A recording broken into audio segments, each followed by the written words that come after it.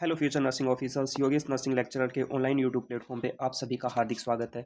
आज हम anatomy and physiology में टॉपिक डिस्कस करेंगे। टॉपिक का नाम है ह्यूमन बोन।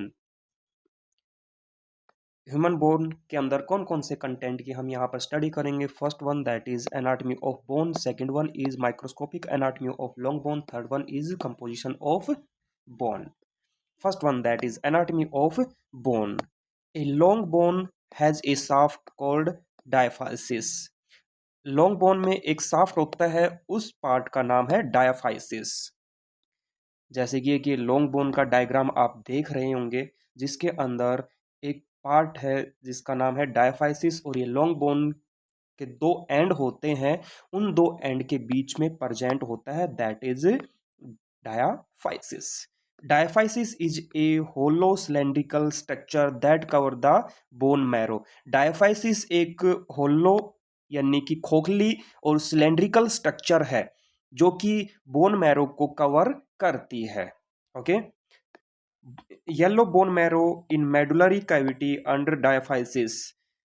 डायाफाइसिस के अंदर एक मेडुलरी कैविटी होती है, उस मेडुलरी कैविटी के अंदर येलो बोन मैरो प्रेजेंट होती है। The two ends of long bones are called proximal and distal epiphysis. Long bone के दो एंड्स होते हैं, उन एंड्स को हम प्रोक्सिमल और डिस्टल एपिफाइसिस कहते हैं। जैसे कि ये लॉन्ग बोन है, तो लॉन्ग बोन के दो एंड है, एक तो ये वाला एंड है और एक ये वाला एंड है। इन दोनों एंड को हम क्या कहते हैं? प्रोक्सिमल और डिस्टल एपिफाइसिस। अब आप कहेंगे सर कौन सा प्रोक्सिमल है, कौन सा डिस्टल एपिफाइसिस है? तो कोई भी अपन एग्जाम्पल लेते हैं जॉइंट्स के, जैसे कि shoulder joint. Okay, shoulder joint और हिप जॉइंट, ये कैसे जॉइंट है? बॉल एंड सॉकेट जॉइंट है। ओके, हम यहाँ पर एग्जांपल लेते हैं शोल्डर जॉइंट का। ओके, शोल्डर जॉइंट में एक लॉन्ग बोन होती है जिसका नाम है यहाँ पर ह्यूमरस। ओके, तो ह्यूमरस का जो बॉल एंड है, ओके, हम एग्जांपल मानते हैं एक बार कि ये ह्यूमरस बोन है। ओके, और ये बोन का जो पार्ट है वो क्या है? बोल है। ओके, और ये किधर कनेक्ट होती है? शोल्डर जॉइंट के जो सॉकेट होता है उसमें ये फिट हो जाती है। ओके, उधर वाला जो जॉइंट का जो नियरेस्ट पार्ट है उसको हम क्या बोलते हैं? प्रोक्सिमल। उस जॉइंट के पास में प्रोक्सिमल बोले तो पास, पी फॉर प्रोक्सिमल। ओके, उस शोल्डर जॉइंट के जो दूर वाले पार्ट को हम क्या कहेंगे? Distal epiphysis. ओके, नेक्स्ट है रेड बोन मैरो इन ट्रेबिकुलर इन एपिफाइसिस। तो एपिफाइसिस के अंदर एक स्पेस होता है, दैट इज ट्रेबिकुलर, और ट्रेबिकुलर के अंदर क्या होता है? रेड बोन मैरो प्रेजेंट होता है।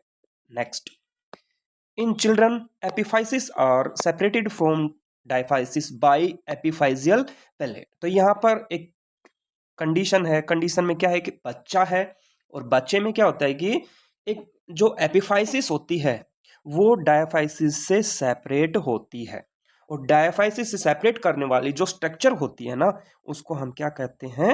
एपिफाइजियल प्लेट। ओके, एपिफाइजियल प्लेट और कार्टिलेज।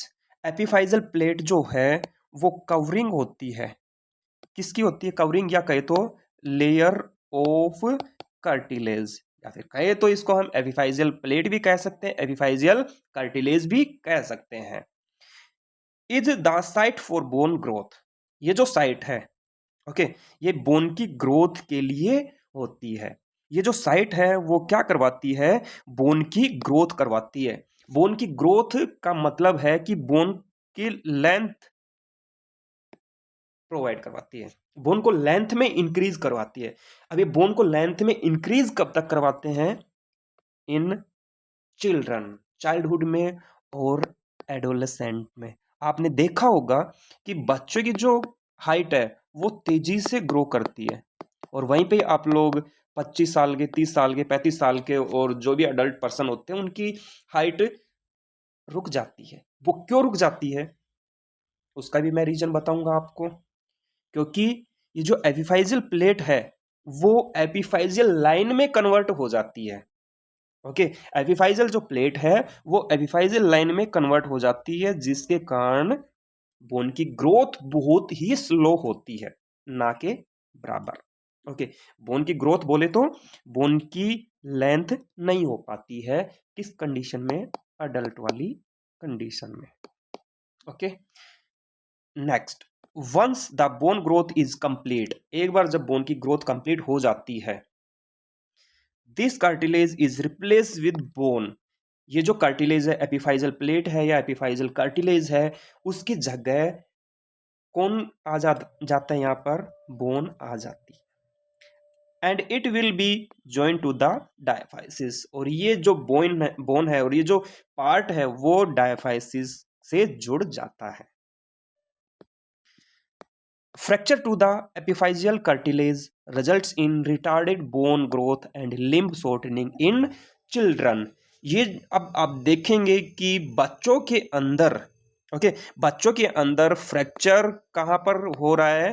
एपिफाइजियल कार्टिलेज में, और एपिफाइजियल कार्टिलेज में फ्रैक्चर होने के कारण बोन की जो ग्रोथ होती है वो रिटार्ड हो जाती है, कम हो जाती है, डिक्रीज हो जाती है। साथ में उस बच्चे की जो लिम्ब होते हैं, चाहे हाथ हो चाहे पैर हो, उसकी लेंथ भी क्या हो जाती है? शॉर्ट हो जाती है। Bone is covered with an outer layer known as periosteum, bone एक आउटर लेयर से कवर हुई होती है, उस आउटर लेयर का नाम है periosteum. Okay, which has good blood and nerve supply, periosteum में अच्छे से ब्लड सप्लाई होती है और अच्छे से नर्व सप्लाई होती है। सेकेंड टॉपिक पढ़ेंगे इस लेक्चर के हम, that is microscopic anatomy of long bone. Long bone को जब हम माइक्रोस्कोपिकली देखते हैं तो कौन कौन सी यहां पर स्ट्रक्चर देखने को मिलती है। Fundamental functional unit of a compact bone is known as an Haversian system और ऑस्टियन। कॉम्पैक्ट बोन, ओके, जिसको हम बोलते हैं हार्ड बोन, हार्ड बोन की जो क्रियात्मक इकाई है उसको हम क्या कहते हैं? ऑस्टियन कहते हैं, और ऑस्टियन कहते हैं, और दूसरा क्या कहते हैं? उसको हैवर्सन सिस्टम कहते हैं। Haversian system contain vessels in the central part known as Haversian canal. Haversian system या फिर कहे तो ऑस्टियन के अंदर या उसका जो सेंट्रल पार्ट है, ओके, उसके अंदर क्या होती है? वेसल होती है। उस पार्ट को हम क्या कहते हैं? हैवर्सन कैनाल। ओके, हैवर्सन सिस्टम या ऑस्टियन के अंदर एक सेंट्रल पार्ट में वेसल होती है, उसको हम क्या कहते हैं? हैवर्सन कैनाल कहते हैं। Around the Haversian canal there are concentric circular layer called lamella. अब यहाँ पर स्ट्रक्चर थी हैवर्सन कैनाल। ओके, ये क्या है? हैवर्सन कैनाल। हैवर्सन कैनाल के चारों ओर क्या है? एक सर्कुलर लेयर है, यहाँ पर देख रहे होंगे सर्कुलर लेयर है। ओके, और जो क्या होती है? कंसेंट्रिक होती है। कंसेंट्रिक मतलब हैवर्सन कैनाल के चारों ओर। ओके, उसको हम क्या कहते हैं? लैमिला। उसको हम क्या कहेंगे? लैमिला। अब लैमिला किसके चारों ओर प्रेजेंट है? यहाँ पर हैवर्सन कैनाल के चारों ओर होती है, सर्कुलर लेयर होती है, और ये अलग अलग साइज की लेयर होती है। Space between the lamella is known as lacuna. Lamella के बीच में, लैमिला के बीच में स्पेस होता है, उस स्पेस को हम लैक्यूना कहते हैं। Osteocyte are present in the lacuna. Lacuna के अंदर क्या होते हैं? ओस्टियोसाइट्स प्रेजेंट होती है, बोन फॉर्मिंग सेल्स प्रेजेंट होती है। Canaliculi are small channel for blood vessels through which blood flow into the bone and back from the bone with nutrient and waste product. कैनालिकुलाई क्या है? स्मॉल चैनल होते हैं, छोटे छोटे रूम्स होते हैं। ये किसके लिए होते हैं? ब्लड वेसल्स के लिए होते हैं, जो क्या करते हैं? बोन के लिए ब्लड फ्लो करता है, बोन के लिए ब्लड सप्लाई करता है, और साथ में बोन से न्यूट्रिएंट और वेस्ट प्रोडक्ट लेके जाने वाली structure, that is canaliculi. Okay, next topic है that is composition of bone. Bone किस किस से मिलके बनी हुई है? Bone is made up of collagen. Bone जो है कोलेजन से बनी है। कोलेजन बोले तो प्रोटीन, ओके, और फाइबर्स से मिलके बनी हुई होती है।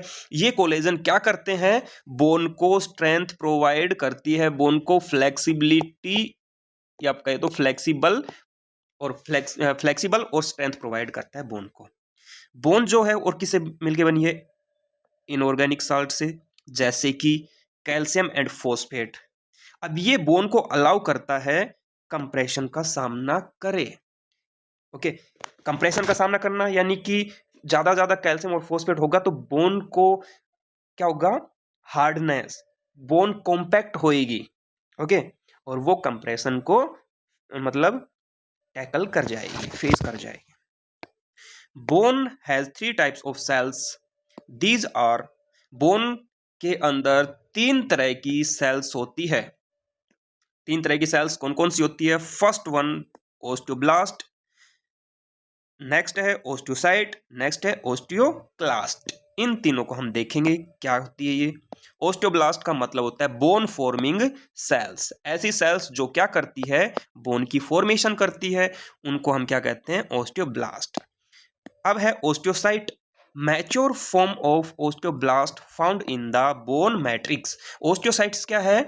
मैच्योर फॉर्म है ओस्टियोब्लास्ट की। ओस्टियोब्लास्ट की मैच्योर फॉर्म को हम क्या कहते हैं? ओस्टियोसाइट।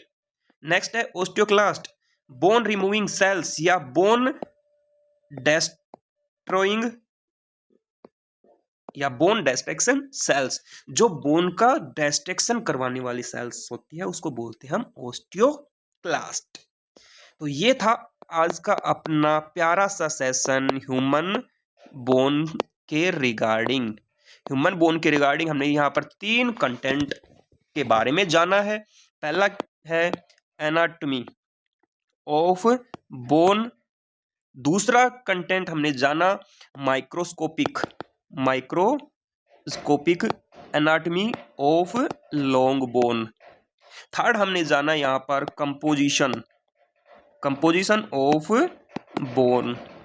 तो आई होप आपको ये प्यारा सा लेक्चर, प्यारा सा सेशन बहुत ही शानदार लगा होगा, बहुत ही प्यारा लगा होगा। तो सेशन को ज़्यादा लाइक करें, शेयर करें और चैनल को सब्सक्राइब करें। मिलते हैं नेक्स्ट वीडियो में। Thank you so much.